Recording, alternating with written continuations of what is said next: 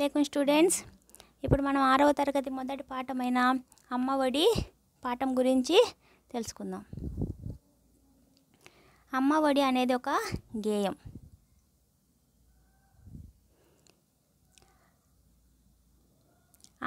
అమ్మ ఒడి పాఠము తెలుసుకునే ముందు అమ్మ ఒడి పాఠము ఏ ప్రక్రియకు సంబంధించినదో మనము తెలుసుకోవాలి. అమ్మ ఒడి పాఠము గేయానికి సంబంధించిన ప్రక్రియ. ఇది ఇతివృత్తం. దీని యొక్క ఇతివృత్తం వచ్చి తల్లి ప్రేమ. అంటే తల్లి ప్రేమ గురించి మనకి ఈ పాఠము తెలియజేస్తుంది. ఈ పాఠం ఉద్దేశము అమ్మ ప్రేమను గొప్పతనాన్ని తెలియచేయడం. ఇప్పుడు మనము ఈ పాఠంలో మొదటి పేజీలో ఒక చిత్రాన్ని ఇచ్చారు. ఈ చిత్రాన్ని అందరూ గమనించండి మా. ఈ చిత్రంలో మనకి ఎవరెవరు కనపడుతున్నారు? ఒక తల్లి కనపడుతుంది, పిల్లలు కనపడుతున్నారు, పుస్తకాలు కనపడుతున్నాయి, అని పిక్చర్స్ కనపడుతున్నాయి కదా. ఇప్పుడు ఈ బొమ్మను గమనిస్తూ ఇక్కడ పక్కన కొన్ని ప్రశ్నలు అనేవి ఇచ్చారు. ఇప్పుడు ఈ చిత్రాన్ని చూస్తూ మనము ఈ ప్రశ్నలకి సమాధానము చెప్దాం. ఈ చిత్రంలో ఎవరెవరు ఉన్నారు? ఈ చిత్రంలో తల్లి, పిల్లలు ఉన్నారు.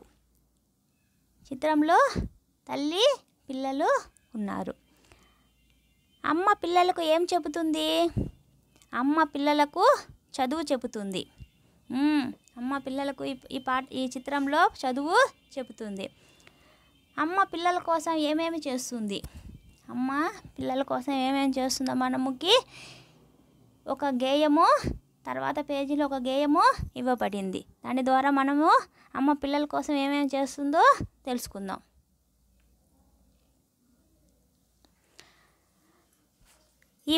ఈ గేయము రచించినది బాడిగ వెంకట నరసింహారావు.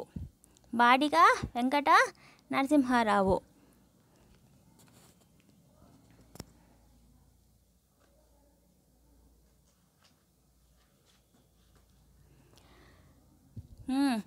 ఈ గేయాన్ని రచించినది రచయిత, అంటే ఈ పాఠాన్ని రాసిన అతను అని అర్థం. ఇతను కవి పరిచయం చూద్దాం. ఈ పాఠము కవి పరిచయం ఇప్పుడు చూద్దాం. అమ్మ ఒడి పాఠం రచించిన బాడిగ వెంకట నరసింహారావు. ఈయన 15/8/1913లో జన్మించారు. ఈయన 6/1/1994లో మరణించారు. ఈయన కృష్ణా జిల్లాలోని కౌతరంలో పుట్టారు. ఈయన బాలరసాలు, బాలబడి పాటలు, ఆవు హరిశ్చంద్ర, బాలతనం, చిన్నారి లోకం, పూల బాలలు, ఋతువాణి వంటి 17 పుస్తకాలు పిల్లల కోసం రాశారు. ఈయన బాలబంధుగా ప్రసిద్ధులు. బాల సాహిత్యాన్ని ఉద్యమ స్ఫూర్తితో వ్యాప్తి చేయడం తన జీవిత ధ్యేయంగా వివి నరసింహారావు పెట్టుకున్నారు. వింజమూరి లక్ష్మీ నరసింహారావు రాసిన అనార్కలి నాటకంలో అనార్కలి పాత్రను ధరించి అనార్కలి నరసింహారావుగా ఖ్యాతి గడించారు.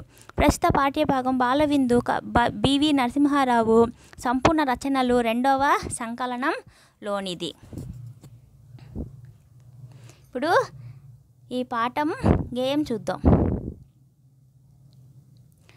అమ్మ ఒడి చదువుల బడి, మా అమ్మ ఒడి నాకొక గుడి. అమ్మ ఒడి చదువుల బడి, మా అమ్మ ఒడి నాకొక గుడి. అమ్మ చూపును ఒరవడి, దైవమ్ము కంటెను తొరబడి. అమ్మ చూపును ఒరవడి, దైవమ్ము కంటెను తొరబడి. అమ్మ చెప్పిన సుద్దులు అని సమ్ము ఒప్పిన బుద్ధులు. అమ్మ చెప్పిన సుద్దులు అని సమ్ము ఒప్పిన బుద్ధులు. అమ్మ పెదవుల హాసము నిత్యమ్ము మాకు వికాసము. అమ్మ పెదవుల హాసము నిత్యమ్ము మాకు వికాసము. అమ్మ మంజుల భాషణం శ్రావ్యమ్ము వీణుల భూషణం. అమ్మ మంజుల భాషణం శ్రావ్యమ్ము వీణుల భూషణం. ఇప్పుడు ఈ గేయము ప్రతి పదం యొక్క అర్థం చూద్దాం. ఒరవడి అంటే సరైన పద్ధతి. శుద్ధులు అంటే మంచి మాటలు. బుద్ధులు అంటే చక్కని తెలివితేటలు. హాసము అంటే నవ్వు. వికాసము అంటే అభివృద్ధి. మంజుల అంటే సరళమైన. భాషణం అంటే మాటలు. శ్రావ్యము అంటే వినడానికి ఎంతో బాగుంటుంది అని అర్థం. వీణుల అంటే చెవుల. భూషణం అంటే అలంకారం. అనిసము అంటే ఎల్లప్పుడూ. ఇప్పుడు ఈ గేయం భావం చూద్దాం. అమ్మఒడి చదువుల బడి, మా అమ్మఒడి నాకు ఒక గుడి, అమ్మ చూపును వరబడి దైవము కంటెను త్వరబడి. వరబడి అంటే విద్యార్థులకు అక్షరాలను సరిగ్గా నేర్పుటకు గురువులు ముందుగా రాసే మేలుబంది అని అర్థం. దైవము అంటే దేవుడు అని అర్థం. మా అమ్మ తన ఒడిలోనే ఎన్నో సంగతులు నేర్పిన నా తొలి గురువు. అవును, మా అమ్మ తన ఒడిలోనే ఎన్నో సంగతులు నేర్పిన మన తొలి గురువు. అమ్మ ఎల్లప్పుడూ నన్ను కాపాడుతూ నా మంచి చెడ్డలు చూసే దేవుడు. అందుకే మా అమ్మ ఒడే నాకు బడి గుడి. అంటే అమ్మ భగవంతుని కంటే ముందే నా భవిష్యత్తుకు ఒరబడి చూపిస్తుందని అర్థం. అమ్మ చెప్పిన శుద్ధులు అని సమ్ము ఒప్పిన బుద్ధులు. అమ్మ పెదవుల హాసము నిత్యము మాకు వికాసము. శుద్ధులు అంటే సూక్తులు, మంచి మాటలు. అనిసము అంటే ఎల్లప్పుడు. హాస్యము అంటే నవ్వు. నిత్యము అంటే ఎల్లప్పుడు. వికాసము అంటే తెలివితేటలు. అమ్మ చెప్పినటువంటి మంచి మాటలు ఎల్లప్పుడూ మాకు తెలివితేటలను కలిగిస్తాయి.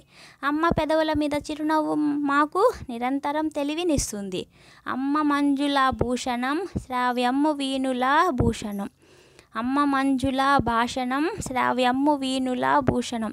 మంజుల అంటే అందం. భాషణం అంటే మాట్లాడిన మాటలు. శ్రావ్యమ్ము అంటే వినతగినవి. వీణుల అంటే చెవులు. భూషణం అంటే అలంకారం. అందంగా ఉండే మా అమ్మ మాటలు చెవికి ఇంపుగా ఉంటాయి. అవి మా చెవులకు అలంకారాల వంటివి అని అర్థం. ఇప్పుడు ఈ పాఠము ఫస్ట్